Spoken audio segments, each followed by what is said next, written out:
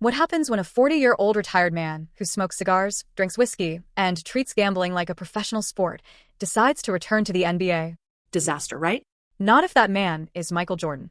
Most people remember Jordan as the six-time NBA champion, five-time MVP, and arguably the greatest basketball player to ever touch a court.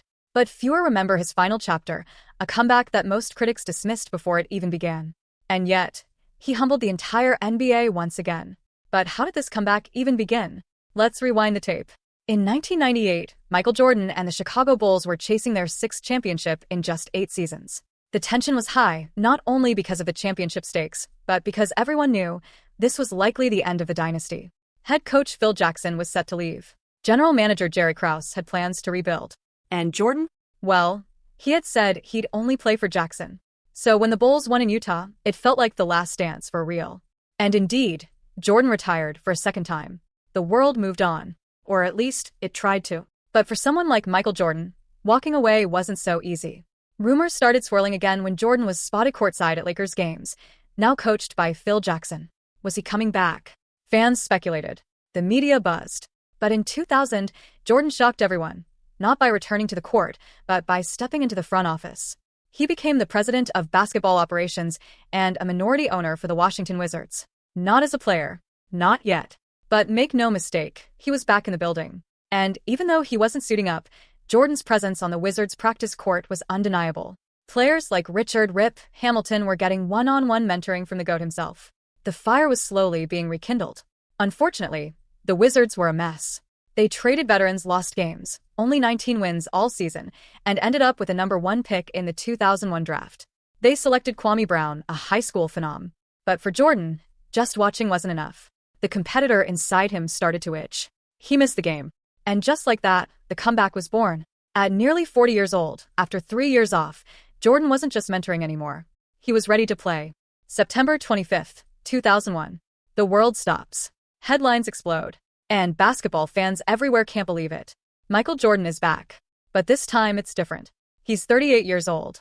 He's had 3 full years away from the game. He's got a surgically repaired finger from a cigar cutter accident. And he's coming off a front office position, not the bench. Yet none of that mattered. Michael had spent the previous season mentoring young players like Rip Hamilton, but watching from the sidelines wasn't cutting it anymore. He missed the competition. He missed the roar of the crowd. He missed being MJ. To make the transition smoother, he brought in his former Bulls coach Doug Collins to lead the Wizards. It wasn't just a basketball decision, it was symbolic. MJ was ready to rewrite history. Michael Jordan's first game back in a Wizards jersey was a preseason match against the New Jersey Nets. Expectations? Modest. Skepticism? Everywhere. Could an aging, injury-prone Jordan really hang with the younger generation? But then, MJ did what MJ does. Even without his iconic high-flying dunks, he brought something else to the table: basketball IQ, footwork, mid-range mastery. The athleticism may have faded, but his mind was sharper than ever. Down by nearly 20 points, Jordan led a methodical comeback. He used fakes, precision, and that killer mid-range jumper to bring Washington back into the game. And the fans saw it. Jordan may have aged, but he hadn't lost it.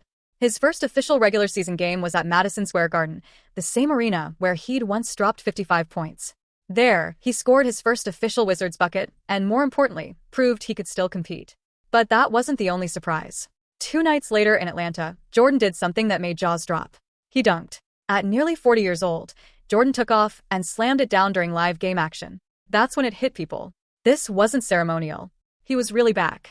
He ended that game with 31 points and secured the Wizards' first win of the season. But not everything was perfect. After a couple of strong outings, Jordan began to struggle.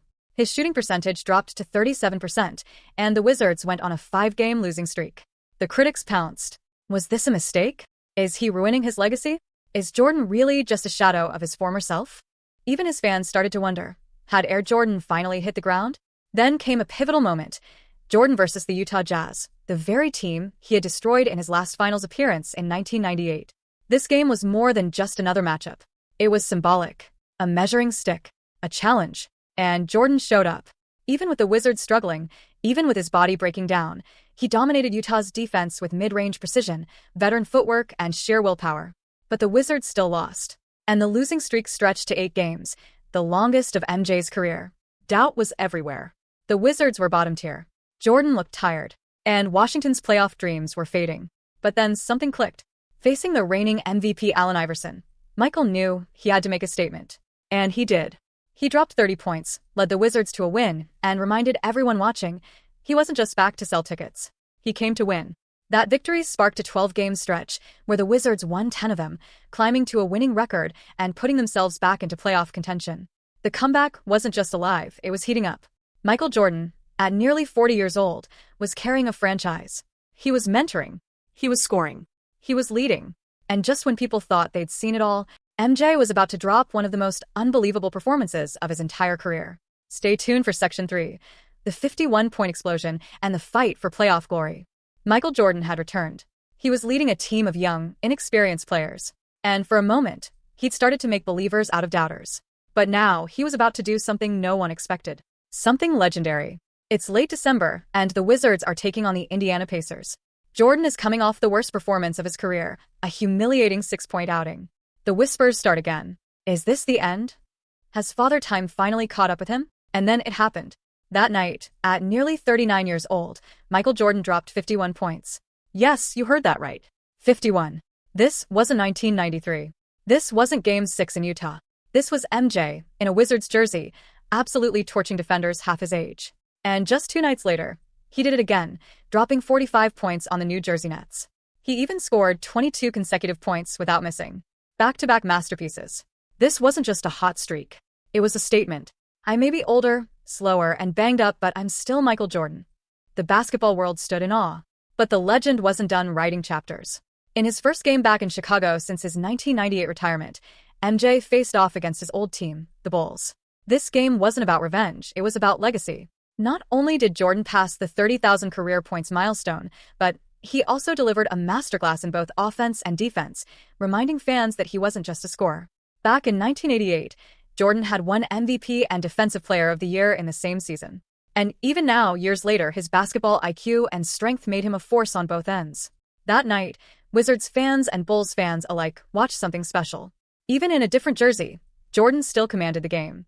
With each game, MJ kept proving it wasn't a fluke. He lit up the Timberwolves, outdueled Cleveland, and guided the Wizards to a 25-20 record by late January 2002. That's right. Despite the doubts, the injuries, and the media noise, Jordan had the Wizards in playoff position. He was averaging 25.1 points, 6.2 rebounds, and 5.1 assists. All at 38 years old. Everything changed. Just before the All-Star break, Jordan began experiencing intense pain in his right knee. The same knee carrying most of his workload. He pushed through it, played in the All-Star game, scored 34 points against the Suns just days later. But it was clear, something wasn't right. The pain became unbearable. Jordan underwent knee surgery and missed 11 games. The Wizards plummeted without him. Their playoff hopes started to fade. Even when Jordan returned, it was clear he wasn't the same. Despite dropping 34 against Milwaukee on a bad knee, the Wizards were sliding. The dream of a playoff miracle was crumbling fast. People asked, should he have stayed retired? Is this hurting his legacy? But Jordan? He kept going, because that's who he is. MJ's return may not have led to a championship, but what he was doing, at his age, on one leg, carrying a struggling team, was nothing short of legendary. He gave Washington fans hope. He gave basketball purists joy. And he gave the world proof that greatness never truly fades, it just evolves. The second half of the 2002 season was approaching, and MJ wasn't done fighting. He had one more season in mind, one more mission. Could he bring the Wizards to the playoffs in his final ride? Coming up in Section 4, the final push, Jordan's last dance again. The 2002 to 2003 NBA season wasn't just another chapter for Michael Jordan. It was the end of the book. After battling injury and watching his Wizards fall short of the playoffs the previous year, MJ had one mission left. Give it one final shot. One last ride. One more chance to walk away from the game on his own terms. And this time, the world knew it. At age 39, he confirmed this would be his last season. No more comebacks. No more what-ifs. Just the game one last time. And so began the farewell tour. Early in the season, MJ surprisingly came off the bench. A legend in a reserve role. But it didn't take long for him to force his way back into the spotlight. In a marquee matchup against Kobe Bryant and the Los Angeles Lakers, Jordan was draped in pressure and expectation. And like clockwork, he delivered. He scored over Kobe, battled with intensity, and had the crowd on their feet. But with just seconds left and the game on the line, MJ, uncharacteristically, missed 2 crucial free throws. The Wizards lost by 1. Critics jumped in. He's too old. He's done. But Jordan? He didn't flinch. In his next game against the Philadelphia 76ers, Jordan got his redemption. With 5.4 seconds on the clock, he buried a clutch shot to win the game. It was vintage MJ, a cold-blooded closer. From that point, Jordan shifted his approach. He used his mind, his movement, and his mastery of the mid-range to continue scoring effectively. Even against rising stars like Michael Redd, Jordan found ways to dominate. And then, something truly special happened. Jordan suited up against his old teammate, Scottie Pippen. It was nostalgic, emotional, and even though the Wizards lost, it was a moment fans will never forget. But even as Jordan tried everything, the Wizards kept slipping. They were falling below .500. The playoff dream? Fading again. And then came the hunger. With the season slipping away, MJ unleashed his competitive fire. He dropped 30 points on Atlanta, followed it up with 33 against Memphis, and reminded the league he still had it. Even as his 40th birthday approached, Jordan was putting teams on his back.